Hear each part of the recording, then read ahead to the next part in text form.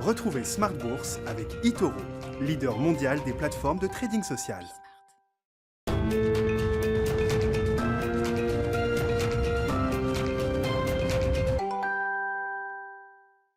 Et c'est reparti pour Smart Bourse, votre double dose quotidienne de marché en direct sur Bismart, chaque jour à la mi-journée, 12h30, 13h, et le soir, la grande édition pendant 1 heure, le grand digest de l'information économique, financière et boursière à partir de 18h30. Au sommaire ce soir, lendemain de communication pour la Réserve fédérale américaine et des réactions de marché qui sont intéressantes et qu'on va décortiquer avec nos invités de Planète Marché dans un instant. Le principal mouvement, c'est le 10 ans américain qui a touché et même brièvement franchi le niveau d'1,75%. On est toujours un peu en dessous des niveaux qu'on connaissait avant la pandémie. En janvier 2020, le 10 ans américain était à 1,90, mais on se rapproche de ces niveaux-là. Un marché et une Fed qui ont peut-être du mal à se comprendre. C'est un vrai sujet de discussion aujourd'hui, avec des taux qui remontent. On voit toujours les mêmes secteurs qui sont pénalisés, notamment le Nasdaq et tout ce qu'il représente, la tech, pas forcément les GAFAM d'ailleurs, mais la tech la plus richement valorisée, des sociétés qui sont en perte et qui ont bénéficié de la baisse des taux pendant des années. Ces valeurs-là, ce segment de marché, c'est celui qui souffre le plus aujourd'hui encore, alors qu'on voit l'Europe qui tient plutôt bien grâce à des secteurs beaucoup plus cycliques, beaucoup plus value, le secteur bancaire ou encore le secteur automobile qui s'enflamme depuis quelques jours, notamment les constructeurs allemands, après les communications de BMW, de Volkswagen également sur leurs ambitions électriques. La folie électrique s'empare des constructeurs automobiles en Europe et ça paye boursièrement parlant, puisqu'on a vu le parcours spectaculaire d'un titre comme Volkswagen au cours des dernières séances. Le mouvement s'est un peu calmé aujourd'hui, mais le secteur automobile fait figure de leader depuis le début de l'année en Europe, avec une performance de plus de 20% sur les marchés européens. On parlera donc de ces sujets avec nos invités dans un instant. Et puis dans le dernier quart d'heure de Smart Bourse, le quart d'heure thématique, nous parlerons ce soir de finances solidaires, comme une fois par mois. C'est Frédéric Villot, le président fondateur de Mediatico, qui sera avec nous. L'occasion notamment de revenir évidemment sur le dossier Danone qui a fait l'actualité ces derniers jours.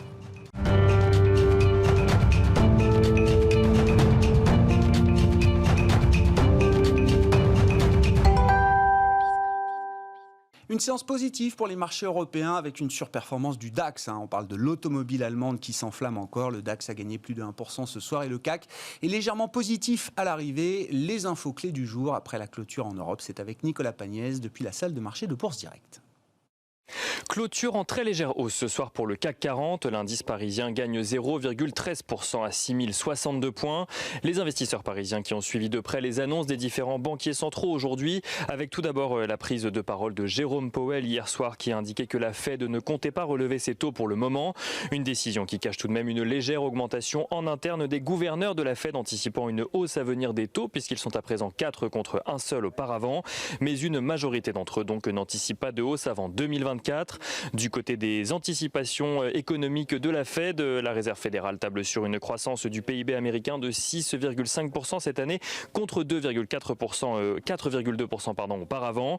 Une progression qui s'accompagne d'une hausse des prévisions d'inflation qui dépasse l'objectif de la Fed de 2% pour l'année en cours, avec une projection pour l'inflation en 2021 à 2,4%. Un dépassement temporaire selon Jérôme Powell avant un retour à 2% en 2022 puis 2,1% en 2023.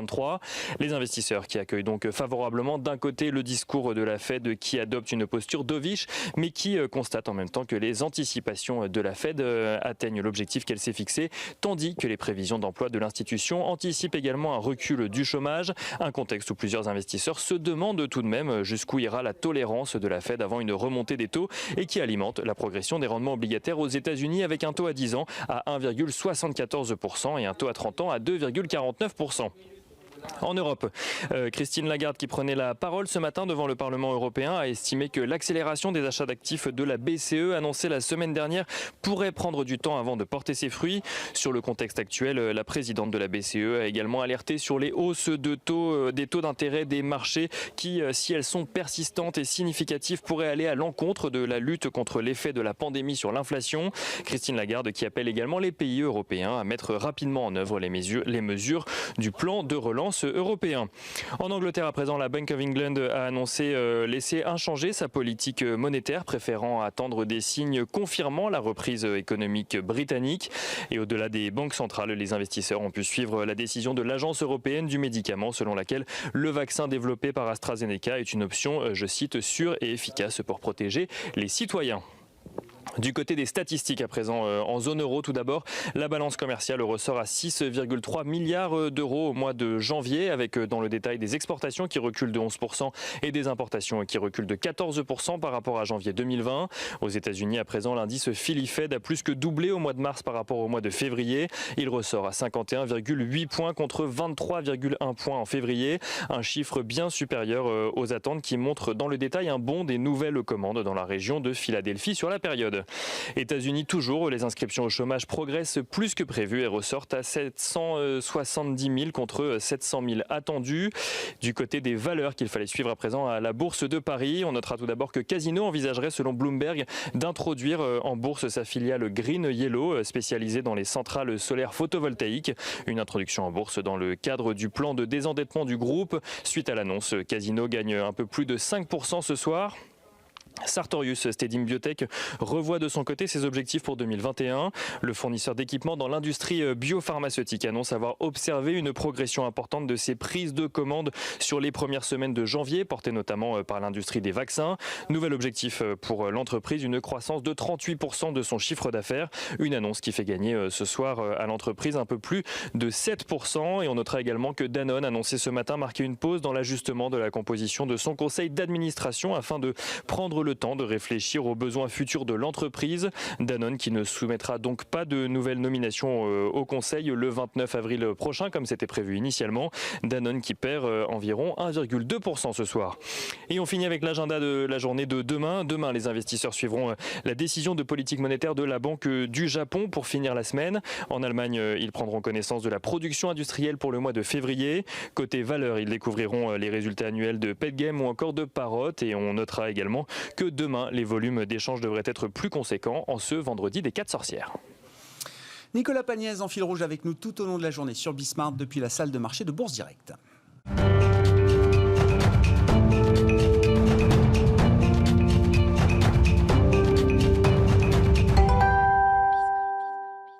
Trois invités avec nous chaque soir en plateau pour commenter l'actualité du moment sur les marchés. Planète Marché ce soir avec Léa Dauphas, chef économiste de TAC Economics. Bonsoir Léa. Bonsoir. Bienvenue. Étienne de Marsac, à vos côtés, le responsable de la gestion multi-asset de Sunny Asset Management. Bonsoir Étienne. Bonsoir Grégoire. Merci d'être là et merci à Régis Béguet de nous accompagner également. Bonsoir Régis. Bonsoir Grégoire. Le directeur de la gestion action de Lazare Frères Gestion. Commençons par l'actualité très chaude. Régis, je vous passe la parole. Effectivement, le vaccin AstraZeneca est déclaré sûr et efficace de manière officielle, j'ai envie de dire, par l'autorité européenne du médicament, qui avait déjà répété ses avis précédemment. Est-ce qu'on apprend quelque chose de nouveau ce soir sur ce vaccin AstraZeneca ? Toujours suspendu au moment où on se parle, on verra les décisions politiques qui sont à venir, mais toujours suspendu dans bon nombre de pays européens. L'avis de l'EMA, de l'Agence européenne du médicament, est tout sauf une surprise, puisqu'effectivement, on avait eu... Bon, déjà, on avait les données statistiques, dont on savait qu'il n'y avait pas de surincidence de la thrombose parmi les gens qui ont été vaccinés. Et par ailleurs, on a eu la directrice exécutive de l'EMA qui s'était exprimée avant-hier, au moment même, plus ou moins, où le président de la République suspendait le vaccin, pour dire que le vaccin était sûr et efficace. Donc il n'y avait pas vraiment de suspense sur ce plan-là. En France, on avait conditionné la reprise de la vaccination à cet avis qui devait être rendu ce soir. Donc je pense que les choses sont claires. Dans les autres pays, je pense que c'est peut-être un petit peu moins clair, mais en tout état de cause... L'Italie a été très claire. Draghi en Italie a été très clair. Oui, il a dit, nous, on va continuer. Absolument. Draghi, mais tout ça est venu de l'Allemagne, en fait. Toutes les inquiétudes... il y a eu l'Autriche dans un premier temps, ensuite il y a eu pays nordiques aussi, de pays nordiques, mais ce qui a déclenché la décision française, c'est la décision allemande, ce qui était un peu surprenant. En tout état de cause, je crois qu'on referme cette parenthèse. Maintenant, la question sera, dans le public, quelle sera la confiance qui sera accordée à ce vaccin. Ça va être ça le sujet maintenant. Est-ce qu'on sera toujours dans l'idée d'avoir moins de vaccins que ce que les gens veulent, ou est-ce que les gens ne voudront plus du coup se faire vacciner compte tenu des inquiétudes qui auront été comment dirais-je, mises dans l'esprit des gens. Bon, c'est vrai que la comparaison Europe-États-Unis sur ce plan-là est franchement désagréable pour nous. On ne va pas se voiler la face. Mais allons-y, ça va nous amener à parler de la Réserve fédérale américaine. Léa, moi j'ai en tête quand même des symboles très très forts aux États-Unis. Le Texas a rouvert le 10 mars dernier. AMC, la grande chaîne de cinéma, nous dit que 98% de ces cinémas seront rouverts aux États-Unis ce vendredi. Disney a déclaré que les parcs, au moins ceux de Californie je crois, seront rouverts d'ici le 30 avril. On voit que tout va très très vite, avec quand même une date qui reste la date officielle, celle du 4 juillet, et la promesse de Joe Biden d'avoir une fête nationale quasi normale pour tous les Américains. Mais on sent bien que ça va aller beaucoup plus vite que ça, Léa. Alors, on avait en tête, nous, sur le scénario de 2020 pour les économies développées, une séquence en 3 phases. Une phase pandémique, une phase de confiance et la phase d'ajustement. Les États-Unis sont déjà passés de la phase pandémique. En gros, on met les contraintes sanitaires de côté grâce au vaccin et grâce à la vitesse de vaccination. Et on rentre dans cette phase de confiance. Alors, c'est le cas pas que pour les États-Unis, c'est le cas pour le Royaume-Uni également.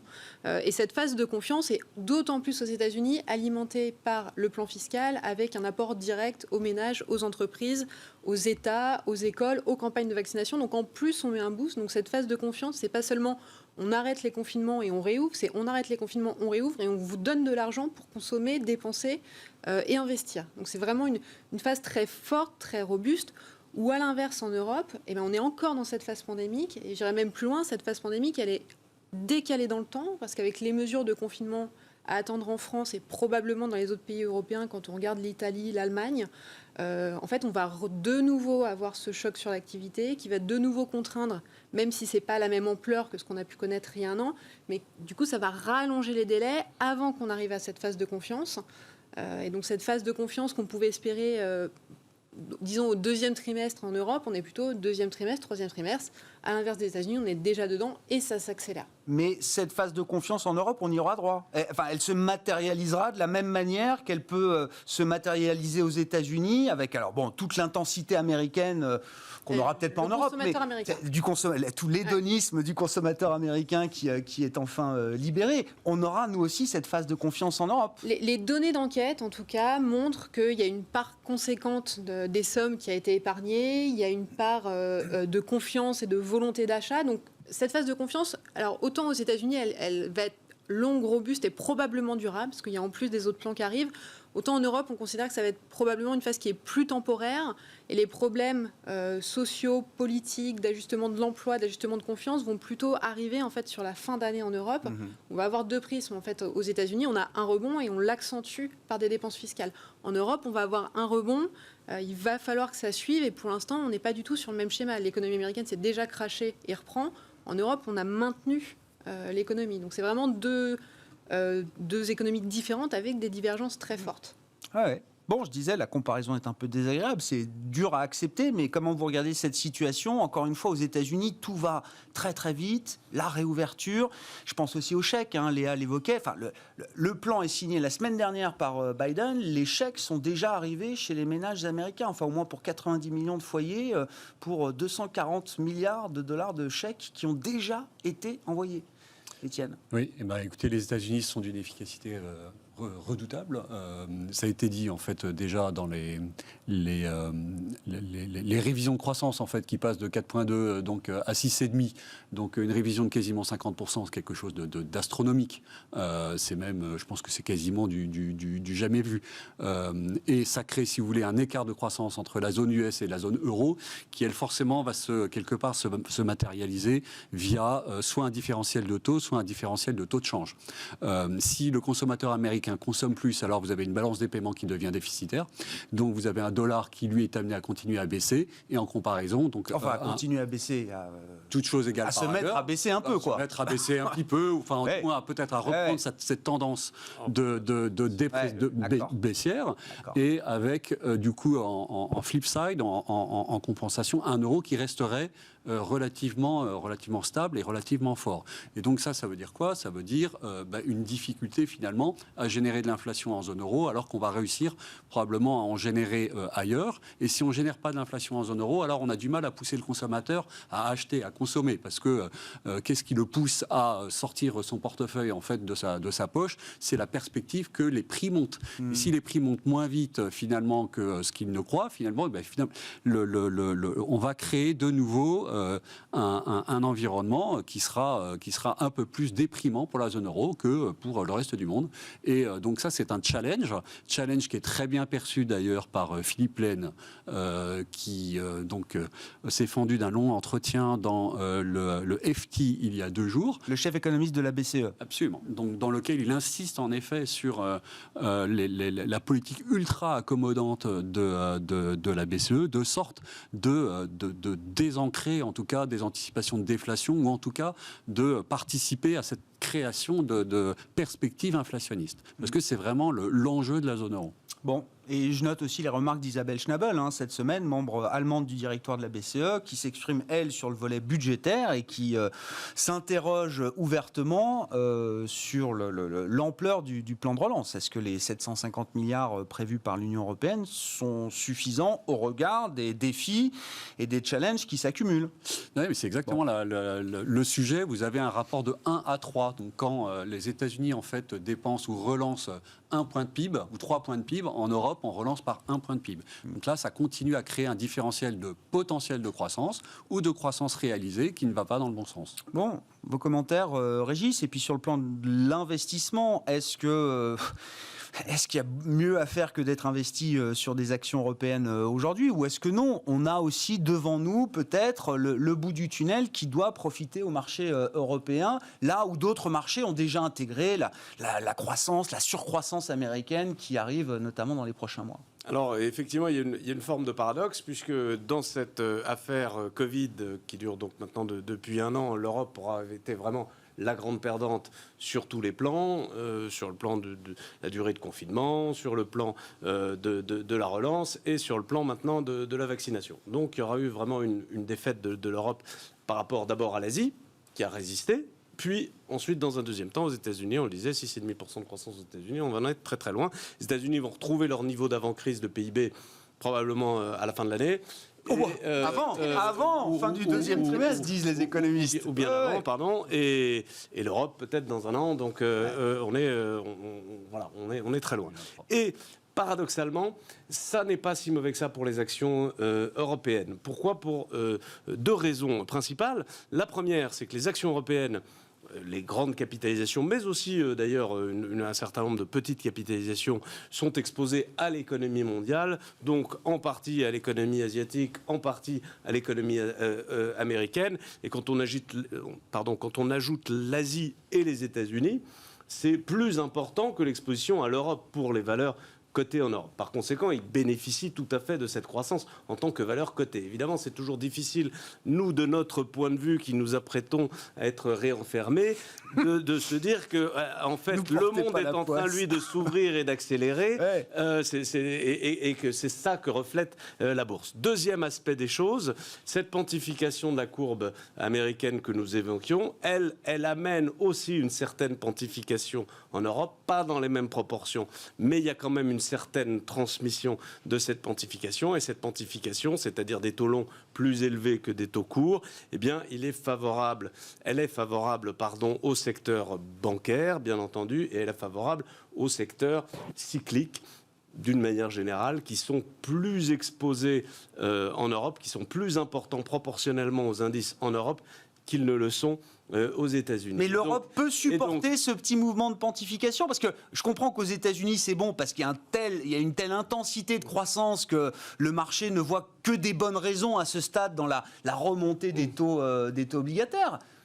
En Europe, j'ai pas l'impression que ce soit le même schéma. Alors, ça profite mécaniquement aux banques, c'est très bien, mais si la remontée des taux en Europe vient à freiner la croissance ou la reprise, ce sera pas bon pour les banques non plus à un moment. Très franchement, ce serait très étonnant parce que là, on parle de taux 10 ans en Europe qui sont tous plus ou moins négatifs ou autour de 0 et qui se rapprochent de 0%, partant d'une partie courte de la courbe qui est à moins 0,4. C'est loin d'être une entrave à la croissance. Une petite pente, mais voilà, on ne peut pas se dire que des taux à 0% sont une entrave forte à la croissance et à l'investissement. Quand même, je ne crois pas qu'on en soit là. Ouais. Bon.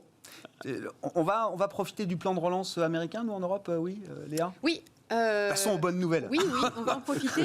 Pas seulement nous. Certaines économies vont en profiter. Je pense aux économies d'Amérique latine, au Brésil, au Mexique. En Europe, on est probablement ceux qui vont moins en profiter en termes de poids de PIB. Si on dit que ça joue à peu près entre 3 et 4% supplémentaires sur les États-Unis, c'est autour, on va dire, de 0,5 points de plus par rapport à une croissance qu'on pouvait imaginer sur les pays de la zone euro. Un peu plus fort en Allemagne, un peu moindre en France ou autre. Par contre, ça privilégie certains pays émergents. Après, il y a plusieurs choses, en fait. Il y a le côté, le plan de relance a un effet booster sur l'ensemble. Par contre, il y a aussi ce côté, la hausse des taux aux États-Unis a un effet conséquent sur les marchés émergents et sur les actifs émergents. Donc, il y a toujours un effet de balancier.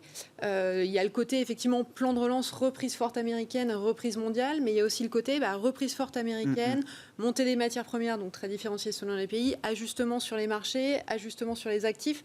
Donc on est vraiment sur quelque chose d'assez mouvant, en fait. C'est pas un coup de boost homogène pour tout le monde. Non, pas du tout. C'est vraiment des histoires de normalisation. On parlait des émergences, si on prend l'exemple de la Chine, par exemple. Le plan américain, cette reprise américaine va forcément amener un supplément de croissance à l'économie chinoise. On sait aussi, on a eu la rencontre aujourd'hui en Alaska, les clivages entre les États-Unis et la Chine vont renaître, d'autant plus qu'on met pour les deux économies le choc Covid à côté. Donc les tensions qui existaient, qu'on avait à peu près oubliées, en fait, vont aussi ressurgir. Donc la rencontre à haut niveau, c'est le secrétaire d'État américain, Anthony Blinken, qui a rencontré les plus hauts diplomates chinois en Corée. Vous dites, c'est finalement, maintenant que les deux pays ont réglé la pandémie, c'est le point de départ de nouvelles tensions, peut-être, entre les deux pays. C'est sûr. C'est sûr. Peut-être, c'est sûr. Alors après, c'est pas du tout les mêmes tensions. On n'est pas du tout dans les mêmes facteurs très clivants, sans alliance. La manière d'être est différente. Mais en fait, une fois le choc Covid passe... Alors, encore une fois, on met l'Europe de côté, la pandémie de côté, mais en fait, sur laquelle on assiste dans les économies qui s'en sortent et qui passent du coup de cette phase pandémique à cette phase de confiance, et toutes les choses qui étaient présentes avant, qui ont été en fait masquées par le Covid, arrivent. L'exemple de la Chine est probant. En fait, on commence aujourd'hui à revoir apparaître les questions sur le deleveraging de la Chine et autres. En fait, c'est juste ce qui s'était passé avant le choc Covid qui ressurgit. Donc les choses normalisent. On reprend là où les choses s'étaient arrêtées avec la pandémie. En quelque sorte. Et donc c'est pour ça, oui, le plan américain est très bon. C'est un impulse très important à avoir en tête sur les prochains trimestres. Mais attention, toutes les failles en fait des pays, les tensions sociales, les tensions politiques vont ressurgir. Il n'y a pas juste l'effet positif américain. On a aussi toutes les contraintes et toutes les propagations qui vont se mettre en place. Bien sûr. Est-ce que le marché et la Fed se comprennent, Étienne ? Bon, Jérôme Powell ne fait que se répéter. J'ai pas l'impression qu'il y ait beaucoup de choses très nouvelles dans la communication du patron de la Fed hier. Et les marchés aussi se répètent d'une certaine manière, avec des marchés obligataires qui corrigent encore un peu plus et une courbe des taux américaines qui se quantifie encore un peu plus aujourd'hui. Mais c'est exactement ce que j'allais dire. C'est-à-dire que je pensais que vous alliez me poser la question, est-ce que c'est une communication réussie ? Parce que quand même, il y avait beaucoup d'enjeux. Oui, il y avait des enjeux, mais maintenant, réussir à ne rien dire, ça n'a rien d'extraordinaire. C'est-à-dire que depuis, en effet, 3 mois, que ce soit devant le Congrès ou que ce soit lors des réunions de politique monétaire précédentes, M. Powell dit exactement les mêmes choses. Donc c'est un discours qui devient rodé. Et ce discours rodé, qu'est-ce que c'est ? C'est quoi qu'il arrive, je ne ferai rien. Oui. Donc il n'y a pas à se féliciter de réussir à dire ça devant une communauté financière qui se régale du coup, parce que lorsque la Fed bouge, c'est là où elle crée de l'incertitude. Et donc, peu d'incertitude, moins de volatilité, c'est très bon effectivement pour l'investisseur. Après, est-ce que les risques sont bien pricés ? Je ne le crois pas. C'est-à-dire que quand on regarde le taux 10 ans aujourd'hui, est-ce qu'il est bien positionné par rapport au niveau d'inflation que l'on attend sur l'année prochaine, par exemple, et par rapport au taux réel, c'est-à-dire au potentiel ou à la croissance que va réaliser les États-Unis. Il faut savoir qu'en sortie de crise, que ce soit en 2009 par exemple ou en 2011, la pente 2 ans, 10 ans dont vous parliez tout à l'heure, elle s'établissait à 250 points de base en moyenne. C'était 250 en 2009 et en 2011 c'était 175 BP. Aujourd'hui on est à 120, quelque chose comme ça. Donc ça veut dire que vous avez encore un potentiel de hausse du taux 10 ans qui est très élevé. Ouais. Au moins 100 points de base, donc ce qui établirait le 10 ans américain vers 2,80. Et ça n'est pas anticipé, ça n'est pas pricé. Et donc, on parlait des choses positives qui sont liées au plan d'infrastructure et au plan d'investissement et au plan de soutien.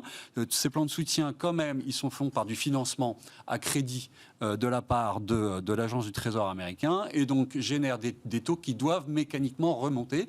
Et donc, toute la question, c'est le rythme de cette remontée. C'est-à-dire, c'est la dérivée seconde. Si la Fed arrive à maintenir une remontée à peu près maîtrisée, ça peut ne pas trop poser de problème au marché action, du moment que la croissance des bénéfices est supérieure à la remontée des taux d'intérêt.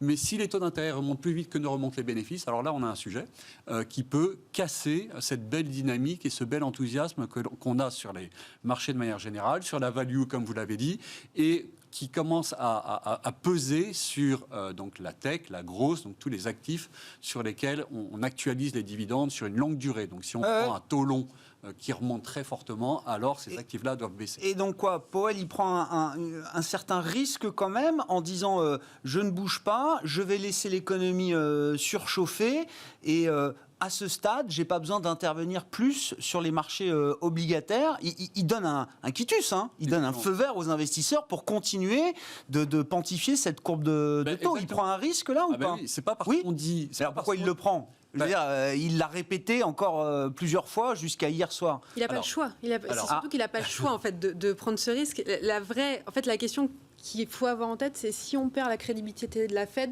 plus rien ne tient dans tout notre scénario. La Fed a annoncé il y a 1 an qu'elle changeait sa politique monétaire. Si au bout de 3 mois d'attaque de marché, elle dit OK, j'entends, j'ajuste, c'est fini, on n'a plus de crédibilité Fed. On n'a plus de dollars, on n'a plus d'ajustement limité sur les taux. Tout le scénario sur lequel on repose aujourd'hui. Mais quand vous dites j'ajuste, ce serait quoi? J'entends le marché et moi aussi je commence à anticiper des hausses de taux, alors? J'entends le marché, j'ajuste des taux. On a aujourd'hui une inflation qui est temporaire. Ouais. La Fed dit l'inflation temporaire ne me pose pas de problème. On a une croissance qui va être plus forte. Il n'y a aucune raison avec son action et sa nouvelle stratégie de changer. Si elle change, elle donne raison au marché. Et donc dans ce cas-là, la Fed n'est plus crédible. Donc, alors, il est cornérisé. C'est pas qu'il n'a pas le choix, c'est la Fed s'est auto-cornérisée et il y a une vraie question de comment elle va en sortir. La bonne idée, c'est de dire l'inflation est réellement temporaire et dans 2-3 mois, les pressions qu'on a eues sur les prix diminuent. On a cette euphorie qui se tasse un peu et puis on retourne sur quelque chose de formel et puis le forward guidance se met en place. Des taux à 2,8, c'est pas hallucinant quand on regarde les fondamentaux. Par contre, il ne faut pas qu'on prenne 100 BP en l'espace de 4-5 mois. Après, si l'inflation montait vraiment, je ne sais pas ce que vous en pensez, mais si l'inflation montait vraiment, je pense que la Fed serait obligée de reculer et de se dédire. Hein, oui, à un moment donné, mais qu'elle augmente de manière durable. Voilà. Là, est-ce que vous pensez que la Fed retrouvera ses vieux réflexes de hausse de taux presque préemptive dès que l'inflation dépasse les 2%? Ça fait des mois qu'ils nous expliquent que c'est fini, ça, Régis. Parce qu'ils ne l'ont pas vu. Ça fait combien de temps qu'on ne l'a pas vu, l'inflation durable? D'accord, mais ils ont réfléchi quand même. Donc, moi, si on se retrouve avec une inflation à 3-4%... c'est ce on les a. Dans 2 mois, on a une inflation de 3,5%. Je ne crois pas que la Fed soit capable de résister très très longtemps, hein, peut-être quelques temps, mais moi je pense qu'ils seront à un moment donné obligés de se dédire. On verra. J'entends bien. Vieux réflexe ou nouvelle réaction nouvelle fonction de réaction, c'est-à-dire effectivement patienter, se montrer suffisamment patient pour démontrer que les effets étaient temporaires, ou bien utiliser des instruments qui ne sont pas les instruments en fait habituels, c'est-à-dire le contrôle de la courbe de taux. Il n'est pas impossible, par exemple, alors que ce soit un contrôle un peu soft, c'est-à-dire que la Fed se mette à rallonger la duration, donc la durée des actifs qu'elle achète en portefeuille à hauteur de 80 milliards par mois, et ça pourrait permettre Bien sûr. d'éviter effectivement que les taux longs ne se tendent trop fortement et stabiliser le système. Mais c'est pas effectivement, encore un outil nécessaire. non, pas encore. Là, c'est beaucoup trop tôt. Là, effectivement, la Fed, comme le dit très bien Jay Powell, la remontée des taux d'intérêt a attiré mon attention. Oui. C'est-à-dire, schématiquement, c'est pas très grave pour le moment. On m'a parlé de ça. Il s'est passé un truc quelque part. Non, il dit c'est pas assez désordonné. Voilà. Ça capte mon attention évidemment. J'imagine que tous les jours ils regardent ça quand même. Mais il dit c'est pas assez désordonné encore. Ça provoque pas encore assez de dégâts sur les conditions financières en général pour que je m'en inquiète. Alors donc ça c'est à la fois c'est rassurant et à la fois pour ceux qui voient un tout petit peu plus loin et se disent mais attention on est quand même pas très loin d'un dérapage inflationniste qui pourrait s'auto-entretenir. Au contraire ça génère un petit peu des angoisses et donc forcément le marché est en train de tester où se trouve le point d'inflexion du discours de la Fed en faisant remonter les taux d'intérêt. Bon, Régis, je voulais qu'on parle de l'automobile. Oui. Avec vous, la folie électrique qui s'empare des constructeurs européens, des constructeurs allemands, notamment. Là, on a eu coup sur coup. Je crois qu'il y a eu BM, il y a eu Volkswagen. Enfin, il y a eu beaucoup de commentaires, beaucoup de communication. C'est pas tout à fait pareil BM et Volkswagen. Hein. Non, mais BMW, Volkswagen. La réaction. Volkswagen. Le parcours boursier là des derniers jours du titre Volkswagen, c'est une capitale de 100 milliards quand même. Hein, donc c'est pas 150 même. 150. Voilà, aujourd'hui. C'est des hausses assez oui. Alors, spectaculaires. rappelons-nous dans quel contexte on se situe. Il y a quelques mois de cela, on a Tesla qui capitalise 800 milliards de dollars, qui capitalise plus que l'ensemble de l'industrie automobile mondiale, Toyota compris, Volkswagen compris, donc les deux grands leaders mondiaux compris, etc. Donc on est dans une valorisation de Tesla sur laquelle chacun a son avis, mais enfin qui est très très bizarre quand même par rapport au canon habituel de la finance. Et donc dont une partie nécessairement est spéculative et liée à l'enthousiasme des investisseurs particuliers pour la transition énergétique, les voitures électriques, et liée aussi à beaucoup de ce qu'on appelle le short squeeze, c'est-à-dire d'investisseurs qui avaient spéculé à la baisse sur Tesla, qui sont obligés de se racheter. D'ailleurs, Elon Musk s'en amuse beaucoup et les titille en permanence, etc. Mais enfin, on est dans un truc qui est très boursier, spéculatif, etc. En Europe, pas du tout. On a les constructeurs auto qui essayent de gagner de l'argent, qui en gagnent plus ou moins, ça dépend lesquels, mais enfin bon, qui font leur marge, 5, 8, 10%, etc.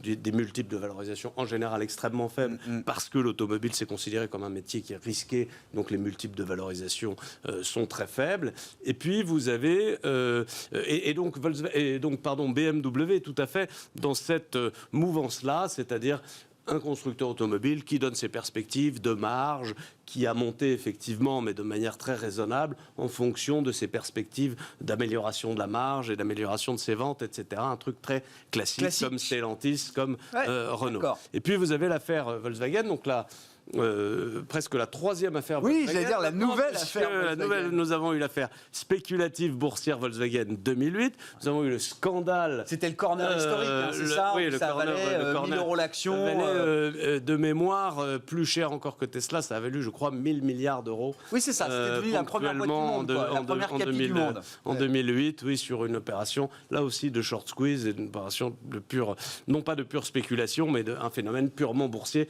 qui n'avait rien à voir avec les finances de l'assèchement du marché des titres, des titres Volkswagen sur le marché. Ensuite, on a eu l'affaire le Dieselgate, de Volkswagen, et nous voilà maintenant à la troisième affaire Volkswagen, pour laquelle là, je pense que le constructeur, pour le coup, n'est pour rien. Il a fait un Capital Market Day, c'est-à-dire une présentation de ses capacités en matière de production de batteries. Ouais. Et c'est arrivé jusqu'aux oreilles des investisseurs particuliers américains qui, vous savez, spéculent énormément sur des sites internet, etc. Et c'est Wall Street Bets, le forum Reddit, qui s'est saisi du dossier Volkswagen ces derniers jours. De l'affaire, exactement, qui a fait monter ce qu'on appelle l'ADR, c'est-à-dire l'action Volkswagen cotée aux États-Unis, qui est monté en flèche de plus de 20% et qui a entraîné l'action Volkswagen en Europe, l'action sans droit de vote, puis l'action à droit de vote, etc. Et c'est parti dans une chandelle semblable un peu à celle de Tesla sur cette affaire de batterie, mais qui est liée en fait à la spéculation de Alors, j'avais raté effectivement le retour, enfin le retour, ils sont jamais partis, mais des particuliers américains, des redditeurs du forum Wall Street Bets sur Volkswagen spécifique.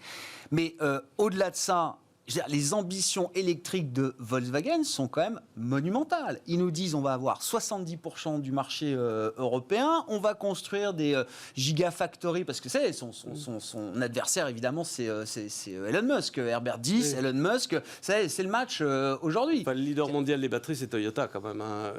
On l'oublie parfois, et Toyota qui n'a pas du tout une valorisation boursière de ce type-là. Il y a très longtemps que Volkswagen a des ambitions fortes en matière de batteries, d'électrique. Moi, je pensais que les dernières annonces avaient été quand même un peu un game changer pour le marché, pour les investisseurs, dans la manière dont ils regardent Volkswagen. Oui, il y a eu un changement de perception, mais pas un changement fondamental des annonces de Volkswagen, qui a plutôt confirmé, alors peut-être qu'à la marge, ils ont augmenté vaguement leurs objectifs, mais je dirais plutôt confirmé ses ambitions en matière de voitures électriques, qui étaient des ambitions qui ont des années, et que de toute façon, aujourd'hui, tous les constructeurs ont. BMW a de grandes ambitions en matière de voitures électriques, et même les constructeurs français ont aussi de grandes ambitions. Tout le monde a de grandes ambitions. Il y en a peut-être qui ont les moyens de leurs ambitions plus que d'autres. De la transition. Ce qui est sûr, c'est que Tesla a, grâce au cours de bourse, bien sûr, pu lever cette année 10 milliards de dollars. Oui. Ce qui était à peine 2% de la capitalisation de Tesla au moment où il l'a fait. Et ça a été extraordinaire, parce que pour une toute petite dilution, ils avaient 10 milliards de dollars de cash à dépenser. Ce n'est pas encore le cas de Volkswagen, mais pourquoi pas, ça va peut-être leur donner cette hausse du cours de bourse va peut-être leur donner des idées. Ce sont des phénomènes, un petit peu comme on parlait pour l'inflation, qui s'auto-entretiennent aussi. Bon. En tout cas, ça a bien dopé le DAX. C'est vrai que le DAX, là, progresse de plus de 1% encore sur la séance aujourd'hui. Stratégie de marché, stratégie d'investissement, comment est-ce que vous êtes... avec quoi est-ce que vous êtes confortable aujourd'hui, pour parler un mauvais français, Étienne de Marsac? Nous, en fait, on joue depuis un petit moment 3 thèmes. Donc, la normalisation du quotidien. Donc, en fait, c'est la progression de la vaccination supérieure à celle du virus, par exemple. J'expliciterai comment on le joue. Donc, la reflation et pourquoi pas l'inflation. Et puis, enfin, donc, la baisse un peu structurelle du dollar. Donc la normalisation du quotidien, en fait, c'est le retour de toutes les valeurs en fait qui ont été décotées ou décimées pendant le Covid et qui reprennent un petit peu d'intérêt, notamment pour des raisons de value. Donc c'est les valeurs du tourisme, c'est les valeurs de l'hôtellerie, c'est par exemple les aéroports dont certains tournent de nouveau en Asie quasiment à 90% de leur capacité. L'aéroport de Shanghai, par exemple, des choses comme ça. Des zones géographiques qui sont plus privilégiées que d'autres. Donc nous, on aime bien les États-Unis, même si ça fait pas tout à fait consensus, mais parce que les plans de relance, au moins, sont lisibles, annoncés à l'avance, et on connaît leur impact. Et puis, évidemment, en partie l'Asie. Donc, la normalisation du quotidien, c'est un thème qu'on a joué plutôt par les actions, qui s'est assez bien passé. La reflation plus l'inflation, donc ça, c'est un thème qui est plus lié à l'univers des taux. Ça veut dire être très vendeur des taux américains. Donc, une analyse si vous voulez, du supply, déjà, donc des montants émis par l'agence du Trésor américain pour financer les plans de relance sont tellement importants qu'ils ne trouvent pas des acheteurs à des niveaux de taux préétablis. Donc, il faut forcément reconstituer des niveaux de taux plus hauts pour trouver des intérêts. Donc, comment on joue ça? On joue ça en étant vendeur à découvert, duration négative, des taux 30 ans américains. On joue les taux Fed Fund américains qui commencent à pricer des hausses de taux en 2023. 2-3 hausses de taux peut-être, nous dit le marché en 2023. Au début, il n'y en avait pas. Maintenant, effectivement, il y en a presque 3 en 2023. Donc, on a réussi à capter ce mouvement-là, donc de reflation et pourquoi pas d'inflation de l'économie.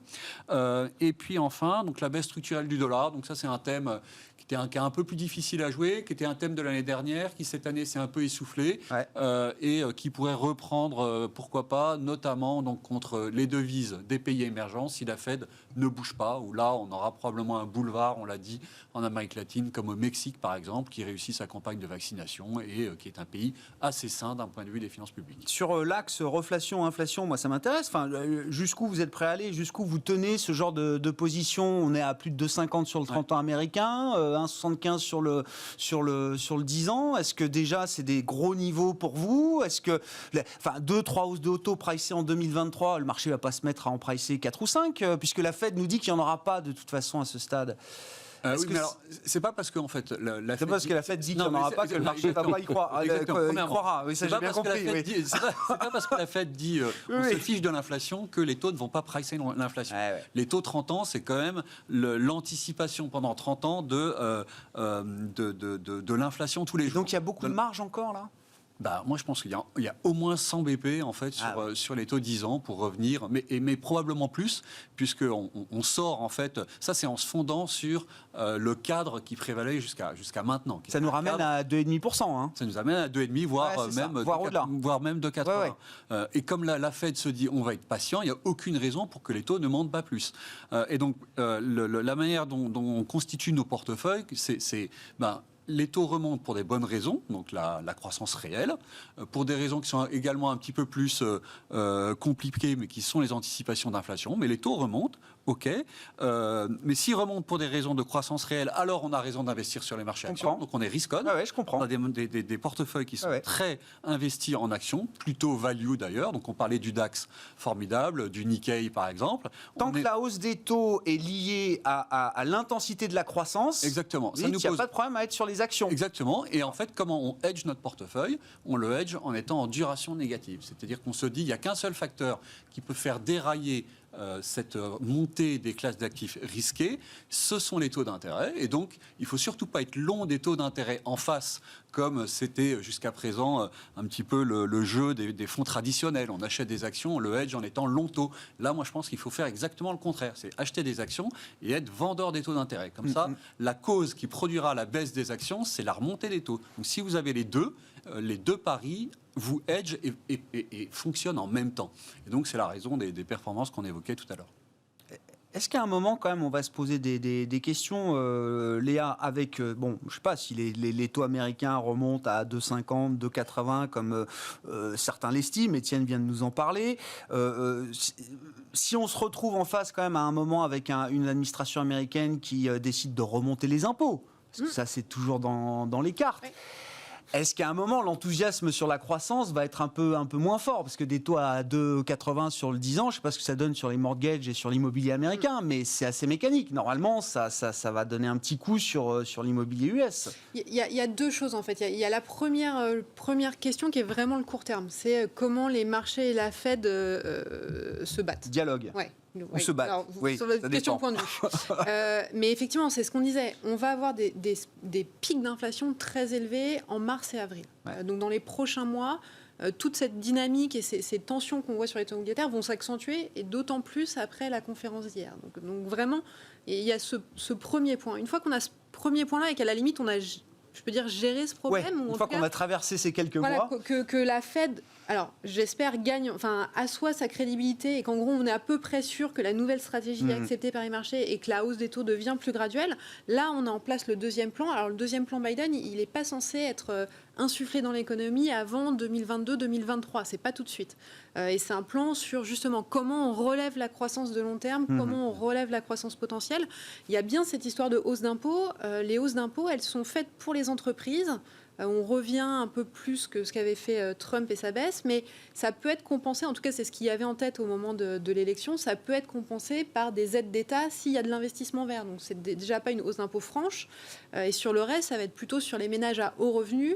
Donc on peut espérer que la hausse d'impôt en fait soit plus facilement acceptée. C'est pas une hausse d'impôt massive pour toutes les classes. Et c'est bien le discours de la Fed, du Trésor, et de l'administration Biden, c'est de dire il y a un gros problème d'inégalité aux États-Unis. Même si on a un taux de chômage qui arrive au plein emploi dans un an, c'est pour ça aussi que le discours de la Fed, c'est un taux de chômage à 4 n'est pas un vrai taux de chômage à 4. Donc pour moi, le vrai problème, il est plutôt à court terme, réussir à assurer la crédibilité de la Fed.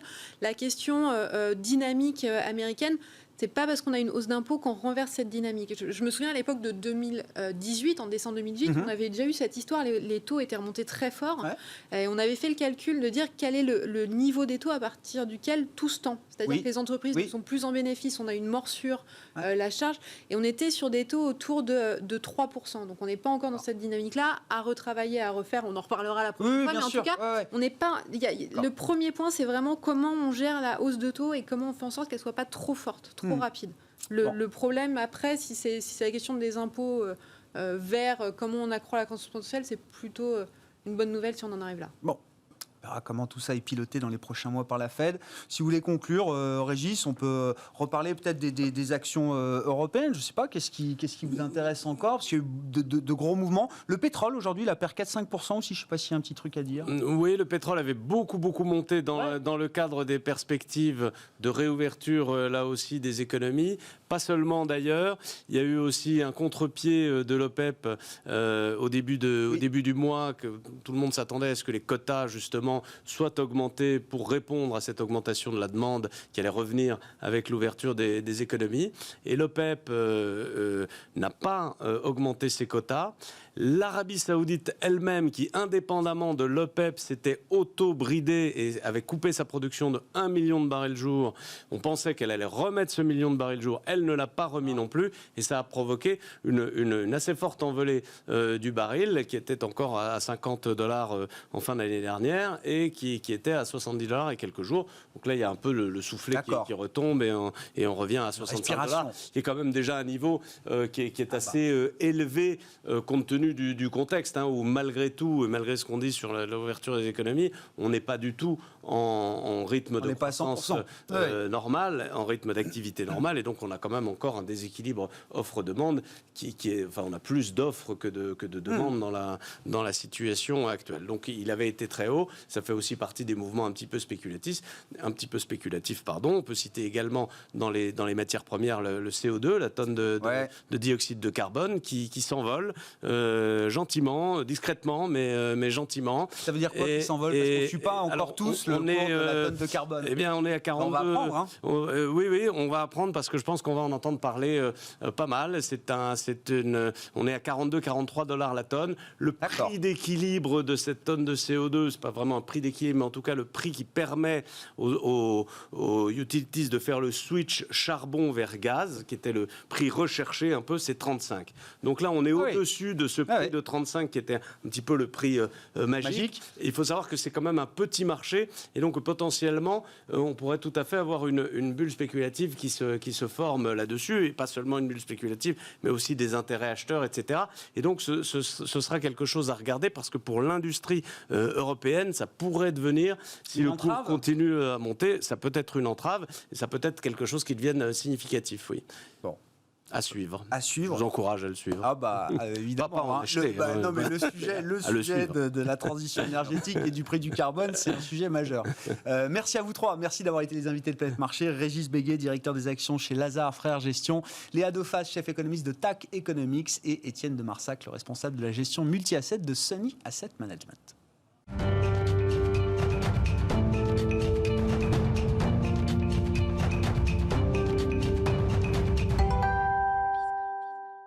Le dernier quart d'heure de Smart Bourse, chaque soir, c'est le quart d'heure thématique. Et une fois par mois, c'est le thème de la finance solidaire qui est traité avec Frédéric Vuillot qui nous accompagne chaque fois pour parler de cette finance solidaire, de cette économie sociale et solidaire qui a besoin de finances et de financement comme tout le monde, comme tous les secteurs. Bonsoir Frédéric, vous êtes le fondateur de Mediatico. Je l'ai dit en introduction de l'émission et donc je vous laisse la parole sur le cas Danone. Bien sûr, chez Mediatico, votre slogan c'est « Redonner du sens à l'économie ». Et donc j'ai très envie d'avoir votre lecture du cas Danone. Oui, nous, depuis 2013, on dit que Mediatico, média qui veut redonner du sens à l'économie, ça veut dire on veut montrer que l'économie, c'est un outil, c'est un instrument au service du progrès humain. Ça veut dire que dans tous les circuits économiques, il y a des hommes, il y a des femmes qui prennent des décisions, qui ont des convictions. Alors évidemment, nous, on couvre ce secteur-là avec l'économie sociale, avec l'économie collaborative, l'économie circulaire, la finance solidaire. Mais ces secteurs-là, en fait, ils existent depuis près de 150 ans. Et puis, il y a 2 ans, il y a eu la loi Pacte en France qui nous a dit que finalement l'entreprise pouvait servir à autre chose que simplement le profit. Alors nous, ça nous a intéressés. On a lancé un podcast qui s'appelle Entreprise en mission avec notre partenaire Profil. Dans ce podcast, on a interviewé pas mal de dirigeants. On a interviewé le patron de la Camif, celui de la Maïf. On a interviewé Sidiez, on a interviewé Citizen Capital. Ce sont des entreprises à mission. Et il y a 10 épisodes, évidemment, où vous voyez les yeux des PDG briller parce qu'en fait, ils portent autre chose que simplement l'opérationnel dans leur entreprise. Ils nous disent au fond qu'ils portent des valeurs, ils portent des ambitions qui dépassent dépasse largement les chiffres. Ils ont simplement envie de changer le monde. On avait demandé une interview, ça n'a pas pu se faire avec Emmanuel Faber. Il n'a pas eu le temps de répondre. J'aurais adoré entendre le PDG de la plus grande entreprise à mission française. Il aura sans doute un témoignage à apporter, quand bien même il n'est plus aujourd'hui PDG de Danone. Redites-nous. Je pense qu'aujourd'hui, il ne peut pas parler. Non, mais pas tout de suite. Il a une clause de confidentialité. Pas tout de suite. Et je pense qu'il ne peut pas s'exposer. Entreprise à mission, c'est le nom du podcast qu'on retrouve partout, j'imagine. Surtout en mission. Entreprise en mission, Absolument. c'est le nom du podcast qu'on retrouve sur toutes les plateformes. Spotify, sur iTunes, sur Deezer, sur Ocha. Absolument. Et donc, Emmanuel Faber, en quiet période, depuis son éviction, qu'est-ce que vous en dites Alors, Emmanuel Faber, c'est un PDG qui prend la suite de la dynastie Ribou. La dynastie Ribou qui avait déjà mis en place en 1972 un projet économique et social. Lui, Emmanuel Faber, il dit qu'il veut apporter la santé par l'alimentation dans le monde entier. Alors ça, Franck Ribou le disait déjà. Lui, ce que fait Faber, c'est qu'il le fait inscrire dans les statuts de l'entreprise. Il ajoute une dimension environnementale et Danone devient donc une entreprise à mission, au sens de la loi Pacte, avec l'aval de son conseil d'administration, avec l'aval de 99% de ses actionnaires. Et puis voilà le Covid qui arrive, qui fait plonger les ventes d'eau en bouteille dans les restaurants et dans les aéroports. On a le résultat opérationnel qui dégringole, qui se dégrade dans tous les cas. Et puis, il décide de supprimer 2000 postes. Alors, pour une entreprise à mission, ça fait bizarre. Mais en même temps, il doit bien continuer. Et l'entreprise doit tracer sa route, donc c'est pas évident à comprendre. 2000 postes supprimés sur 100 000 personnes dans le monde. Ça fait pour beaucoup. Une entreprise dans l'alimentaire, c'est quand même un secteur qui a été particulièrement épargné par la crise Covid. Ok, les eaux en bouteille sont vendues dans des restaurants. Il y a d'autres concurrents de Danone qui vendent des eaux en bouteille, qui s'en sont beaucoup mieux sortis que Danone pendant cette période de crise Covid. Les Nestlé, Boîte du CAC qui le même problème opérationnel. Qui met 2000 personnes, 2000 postes supprimés en pleine crise pandémique, on n'en a pas vu beaucoup. Alors, il y a probablement un problème de stratégie. Effectivement, chez Danone, il y a probablement un problème d'alignement entre la direction décidée par Emmanuel Faber et celle souhaitée par ses actionnaires, mais je pense qu'il y a surtout un problème de gouvernance, en réalité, chez Danone. Qu'est-ce qui vous fait dire ça, Frédéric ? En fait, Faber, il se fait débarquer par des fonds actionnaires, qui sont des fonds activistes, qui pèsent moins de 5% du capital. Moi, je pense qu'ils avaient envie de se payer Faber, alors quelle que soit sa personnalité, il peut déranger certains aussi. Mais je me demande, au fond, ce que disent aujourd'hui d'autres actionnaires, en particulier des actionnaires français, comme la Caisse des dépôts, comme Amundi, comme les actionnaires salariés. Moi, je ne les ai pas entendus. Ils ont peut-être parlé, mais je ne les ai pas entendus. Je ne suis pas sûr qu'ils aient parlé très fort. Et puis, je n'ai pas vu non plus de soutien à Emmanuel Faber venant de l'initiateur de la loi Pacte, à savoir Bruno Le Maire, ministre de l'économie. Et puis, ce que je constate aussi, c'est que sur les réseaux sociaux, le dernier post d'Emmanuel Faber, qui date d'il y a 2 jours maintenant, il fait déjà 62 000 réactions pour un groupe qui compte 100 000 salariés. Ça fait quand même beaucoup. Évidemment, ce n'est pas que les salariés qui réagissent, pas du tout. Non, il y a beaucoup de politiques qui réagissent. Il y a des prises de position assez partagées. Il y a ceux qui estiment que le rappel à l'ordre des fonds d'investissement, il est légitime. Moi, je considère que ça fait partie de l'ancienne économie. Dire qu'on est un fonds d'investissement, qu'on veut de la rentabilité, qu'on vire le patron quand les chiffres ne sont pas au rendez-vous, c'est plus ça, l'économie de demain. Il y a ceux qui glorifient aussi l'engagement d'Emmanuel Faber, son charisme. Là, ceux-là, je pense qu'ils en font un petit peu trop. Et puis, au milieu, nous, ce qu'on dit chez Mediatico, c'est qu'en fait, il y a un problème d'équilibre des pouvoirs, en fait, entre les tenants des chiffres et les tenants d'une vision de long terme de l'entreprise Danone, de sa place dans la société. C'est aussi d'ailleurs ce que disent un certain nombre de fonds d'investissement responsables. Je pense à Mirova, je pense à Fitrust. Et puis, j'ai interviewé tout à l'heure le président de la communauté des entreprises à mission, qui me disait qu'en réalité, c'est pas du tout le concept de la société à mission qui est remis en jeu et en cause par l'éviction d'Emmanuel Faber. Ce concept-là va perdurer. Simplement, oui, il y a un problème d'alignement stratégique avec les actionnaires. Moi, je me permets de donner mon avis parce que l'affaire me passionne et je trouve que c'est un cas vraiment important, intéressant, évidemment, et qu'ils ont été pionniers dans cette aventure de l'entreprise à mission. Je me dis quand même que ce n'est pas 2 fonds activistes qui ont entre 3 et 5% du capital qui dominent une entreprise comme Danone. Je veux dire, ils ont la peau dure chez Danone. Ça fait 10 ans que le résultat de Danone sous-performe par rapport au secteur. C'est pas juste une question de la crise Covid. Moi, j'ai l'impression qu'ils ont quand même une communauté d'investisseurs. Vous avez cité des gros, mais je pense aussi à tous les particuliers, bons pères de famille, parce que Danone, c'est une valeur de fonds de portefeuille. Ces gens-là, c'est difficile quand même de les traiter de court-termistes. Amundi, au moment où il labellise tout ISR, c'est pas des investisseurs qui sont dans des visions de court terme. C'est des gens qui acceptent déjà depuis 10 ans une sous-performance économique de l'entreprise Danone. Et ces mêmes gens-là, ils ont voté, vous l'avez rappelé, à plus de 99% le statut d'entreprise à mission. Je pense que beaucoup de ces gens pensent que justement, une bonne performance extra-financière, si elle avait été délivrée comme promis, était une source de surperformance économique pour l'entreprise. Mais que là, il y a quelque chose qui ne s'est pas bien passé, Frédéric. Et on peut ajouter que le flottant de Danone est considérable. C'est pour ça que les principaux actionnaires ont très peu de parts de capital. Et c'est aussi quelque chose qui protège Danone, sauf d'une OPA, évidemment, publique, si elle était à un prix excellent. Mais en réalité, il n'y a pas de fonds ultra majoritaires. Il n'y a personne à 30% du capital de Danone. Ça n'existe pas. Et donc, en réalité, ce que ça veut dire, ce que vous dites et ce que j'ajoute, ça veut dire qu'au fond, le sort d'Emmanuel Faber ne s'est pas joué entre les actionnaires, il s'est joué au conseil d'administration. Et on ne qui a enfin pris son indépendance. On peut dire ça. Sous la houlette de Gilles Schnepp aujourd'hui, qui n'est pas un fou furieux quand on connaît Gilles Schnepp, patron de Legrand pendant peut-être plus d'une décennie. Enfin, je veux dire, c'est de la vision longue. Là aussi, c'est des valeurs de fonds de portefeuille, de bons pères de famille. C'est la transition énergétique. C'est pas le patron de Chevron qui vient prendre la tête de Danone. Et pour l'instant, on ne sait pas ce qui s'est tramé véritablement au sein du conseil d'administration. J'aimerais beaucoup avoir l'avis des actionnaires salariés. Les salariés ont 2 sièges au conseil d'administration. Un jour, ça va sortir, on saura. En tout cas, Gilles Schnepp réaffirme que le plan Local First qui a été défendu, présenté par Emmanuel Faber en fin d'année dernière, est parfaitement valable et validé par l'ensemble du conseil d'administration et que le nouveau ou la nouvelle directrice générale devra justement mettre en place cette nouvelle organisation, parce que c'est plus de l'organisationnel à travers Local First chez Danone. Et puis il y a des questions quand même sur la division eau, les pots de yaourt en plastique, etc. Enfin, et d'ailleurs, les actionnaires qui ne remettent pas en cause le statut de société à mission sont en train de dire oui, mettons l'accent sur les marques. Précisément ce que voulait faire Faber. Donc c'est intéressant. C'est pas la stratégie non plus qui est remise en cause. C'est ça. C'est pas aussi binaire, on va dire, qu'on peut le lire parfois ici et là. Il nous reste 1 minute, Frédéric. Alors, je sais pas, parce que vous étiez venu avec beaucoup de choses. Non, mais il fallait qu'on parle quand même du cas Danone. Qu'est-ce qu'on peut ajouter ? Alors, tiens, dans le calendrier, c'était aujourd'hui, c'est ça, Frédéric ? Forum pour l'investissement responsable. Le Forum pour l'investissement responsable par France Invest et France Invest, tous les deux ensemble, ont publié aujourd'hui un guide à l'usage des fonds d'investissement, des investisseurs, des gérants, sur ce que c'est que l'investissement à impact. Donc, ils ont établi une méthodologie que vous allez pouvoir télécharger sur leur site internet.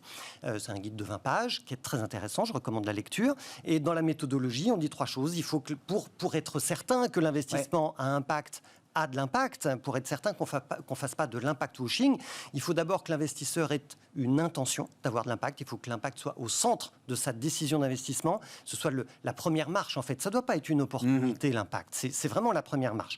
La deuxième chose, c'est qu'il faut une additionnalité. L'investisseur doit ajouter quelque chose de lui-même. Et vous savez ce qu'il ajoute, l'investisseur, en matière d'impact? Il ajoute le fait qu'il intervient dans la gouvernance. C'est donc de l'engagement actionnarial, et on y revient. C'est bien, le G de ESG, le G la de gouvernance. Et c'est précisément ce qui ne s'est pas passé chez Danone. Là, voilà, on a une vraie question de gouvernance. Et puis le troisième pilier, c'est qu'il faut une mesure d'impact qui soit robuste, traçable, évaluée. Donc voilà les 3 piliers sur lesquels ont travaillé le FIR et France Invest. Et Olivia Grégoire, la secrétaire d'État à l'économie sociale, solidaire et responsable, qui était présente lors de cette manifestation en ligne, elle nous a annoncé que la semaine prochaine, le 25 mars, elle allait prendre une initiative de place pour valoriser l'investissement à impact. Et donc, ce qui va se passer, c'est qu'elle va annoncer la création d'un centre français de l'investissement à impact. Donc, rendez-vous la semaine prochaine. Vous nous raconterez dans un mois ce qu'il y a dans ce centre français de l'investissement à impact. En tout cas, ce sera intéressant à suivre avec vous, Frédéric. Merci beaucoup. Voilà, on a passé un peu de temps sur Danone, mais c'était vraiment un sujet important. Je trouve passionnant, effectivement. Et il ne faut pas passer à côté. Il y a beaucoup d'enseignements sans doute autour de ce cas Danone. Merci beaucoup Frédéric. Merci. Frédéric Guyot, le fondateur de Mediatico, avec nous une fois par mois dans Smart Bourse pour évoquer l'actualité de l'économie sociale et solidaire et de la finance solidaire.